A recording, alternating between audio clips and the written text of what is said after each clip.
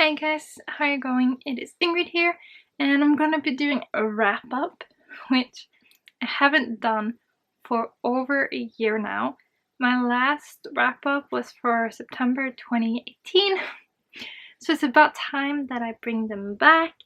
And I'm gonna be splitting this wrap up into two because I read 5 books and 19 graphic novels in the month of October. So I'm going to be talking about the 5 books that I read in this video. We have a mix of middle grade and adult and mostly fantasy, but also historical fiction.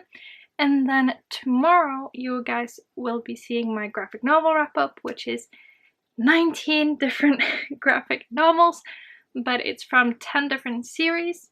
So be on the lookout for that. And for that video there will be a few different genres, but mostly fantasy, and it's everything from middle grade to adult, so I hope you want to check that out tomorrow. But for today we're going to be focusing on books, and I didn't do a TBR for my books for December because I focused on graphic novels, as you can probably tell. I participated in the Trick or Treat-a-thon. I was actually a co-host. That was so much fun. If you participated, thank you so much. Unfortunately, we did not win. When I say we, I mean the witches and the wizards, but I still had just an amazing time. And so I managed to even read 5 books, even though none of these were on my TBR. So that's amazing. Let's just get into it. So the first book that I finished in October is called The Train to Impossible Places. This is written by P.G. Bell and illustrated by Flavia Sorrentino. And this cover, I think, is beautiful, but underneath it is even more beautiful. Just look at this. I can honestly say that this was the biggest reason as to why I bought it, because I thought it was just so pretty, and I have it displayed without the dust jacket on my shelf because it's just so beautiful. Unfortunately, I didn't love the inside of this, so we're following a girl named Susie, and she's a huge physics nerd, and one day she can hear like noises coming from her kitchen, so she goes downstairs and there's someone building a railroad inside her kitchen, and she's like, what?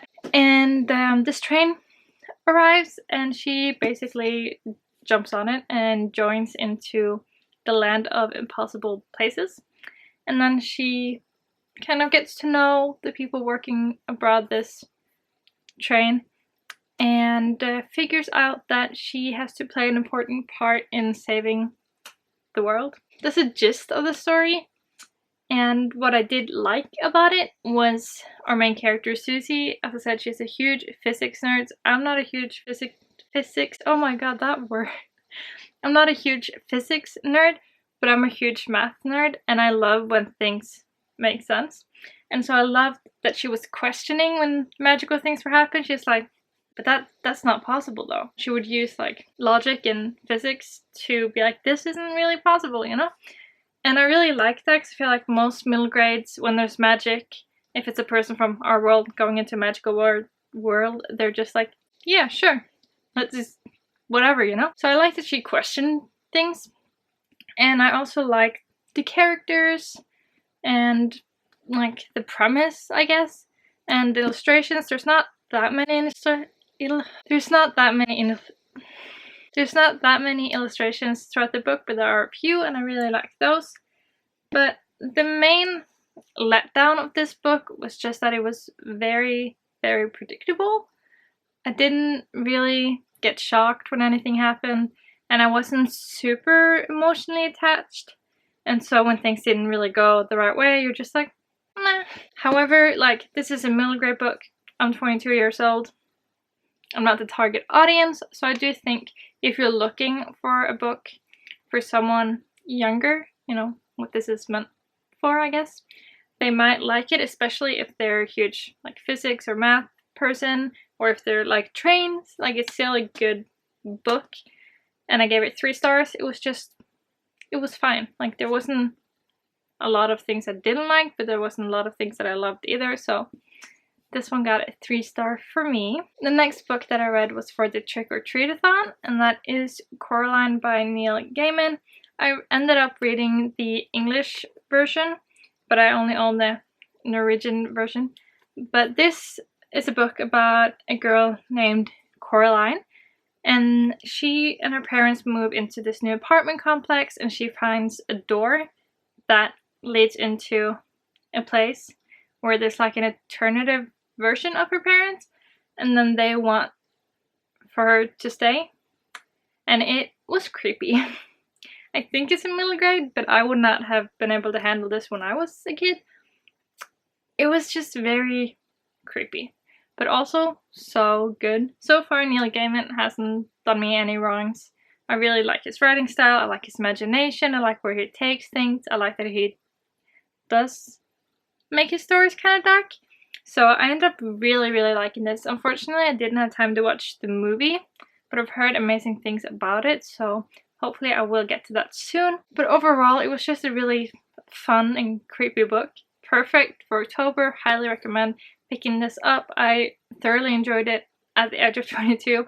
And this one I ended up giving 4 stars to. And the next book that I read is called Outlaws by Jen Kalanita. This is book 2 in the Royal Rebel series, so I'll be talking about the first one first, just so you guys kind of know what it's about, and then I'll let you know my thoughts on the second one without it being spoilery.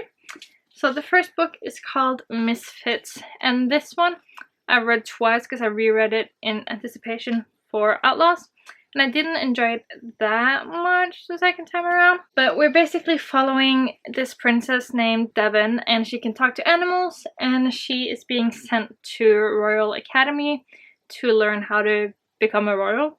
And this school is very sexist in the way that, like, the girls are thought to, like, if you are in danger, just sit and wait for a man to come rescue you, and you're not allowed to wear pants, stuff like that. And then on the guy's side, it's like they're not allowed to like bake or do anything like that. They have to be like manly men.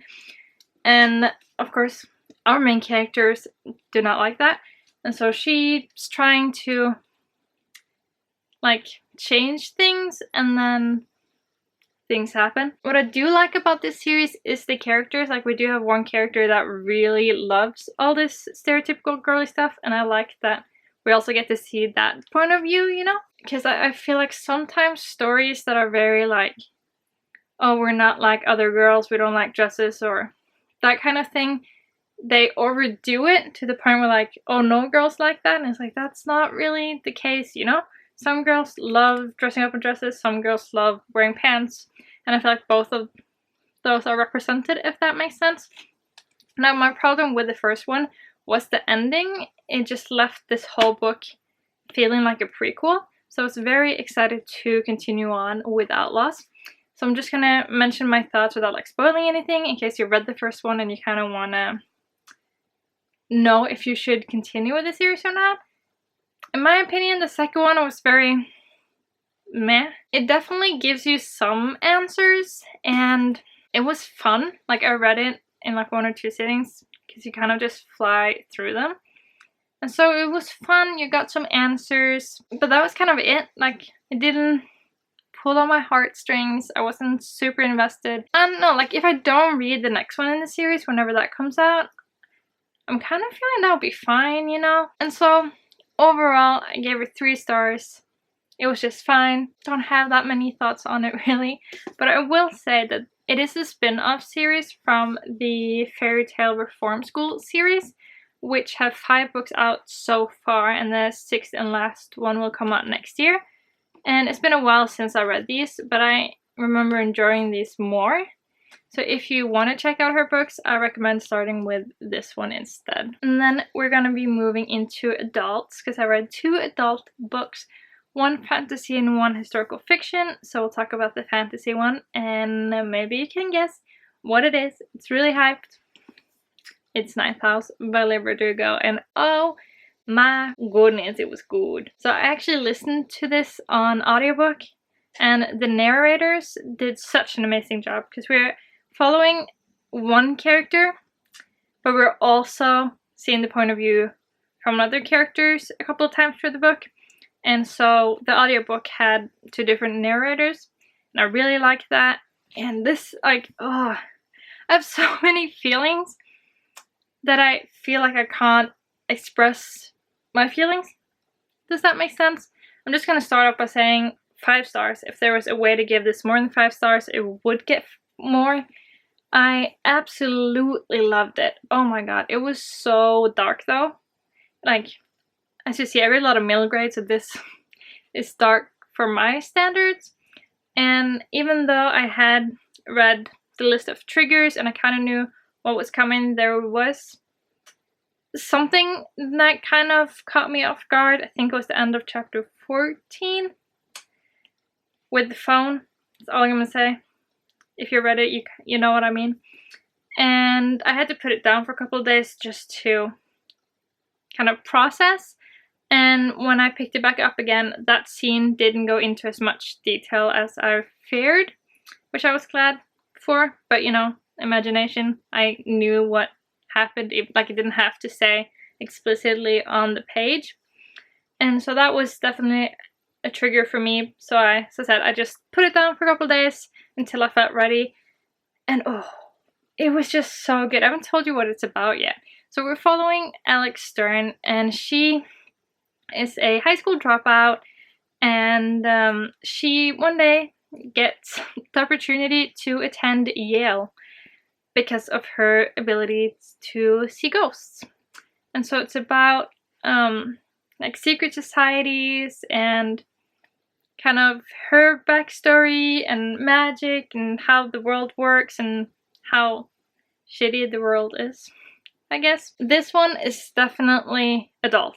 So keep that in mind. Look up the triggers. There are a lot, like a lot. But if you think that you might like this, if you like Leigh Bardugo's writing and you're older, like I would say 18 plus, honestly, then pick it up because I really, really enjoyed it.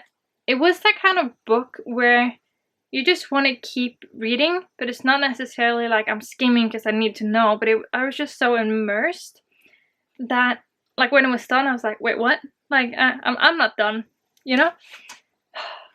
I have so many feelings. If you have read this, chat to me on like Twitter or something, because I just want to gush about this book. Like, I understand it's really not for everyone, and I wasn't sure if it was going to be for me, so I got the audiobook from my library, and when I was like a third of the way through, I was like, I'm loving it. Give me the book. So I did go and buy the book. And then we're down to my last book of the month, and that is Daisy Jones and the Six by Taylor Jenkins Reid. I also listened to this on audiobook, and overall I gave it 4 stars. This has gotten a lot of hype this year. It came out sometime in the spring, and so many people absolutely love this book, and I get it. But for me, it just wasn't, you know? And I absolutely love The 7 Husbands of Evelyn Hugo by her. Like, it's just, that book, I still think about it on like a weekly basis. This one, I didn't feel that much until like the very end. And I think it's partially my fault because I started this in June, and then I read a little bit, or like listened to a little bit, and then, you know, ended up in the hospital. And so I put it down, and then I picked it back up in September, and I tried to listen to it a little bit, but there were so many voices, I couldn't really remember where I was in the story, gave up. Then I picked it back up again in October, and I managed to finish it. And maybe if I'd read it all in one go, I would have loved it more, because I really love the way Taylor Jenkins Reid creates characters and how she just makes the emotions come out of you. Does that make sense? If you don't know what this book's about, we're basically following a band of musicians. So we have Daisy Jones, and then we have the Six, and they come together to form Daisy Jones and the Six. So it's about everyone in the band, but particularly 2 people. And it's just about love and drug abuse and growing up and being an adult and what society wants of you. It discussed a lot of really important things, and the thing I really loved was her way of writing about love and kind of what's the difference between like passion and lust and love, and how when you're choosing to be with someone, it's a choice and it's not always easy, but you know, it's not black and white. But I'm not doing it justice. I gave it 4 stars. I think it's good. I think if you have liked her work, you should check it out. I will recommend the audiobook instead of the like print version, because I did borrow the print version from the library as well. And I just, like, I tried reading it and there's so many different characters that it's hard to keep track of for me. But with the audiobook, every character has a different narrator, so it's easier to hear the difference, and you can kind of hear the emotions when they're talking about, you know, addiction. Overall, it was good. It wasn't as good as Evelyn Hugo in my opinion, but if you are familiar with her work, or if you think the synopsis sound interesting, then I would still recommend it. So, we've reached the end of the books.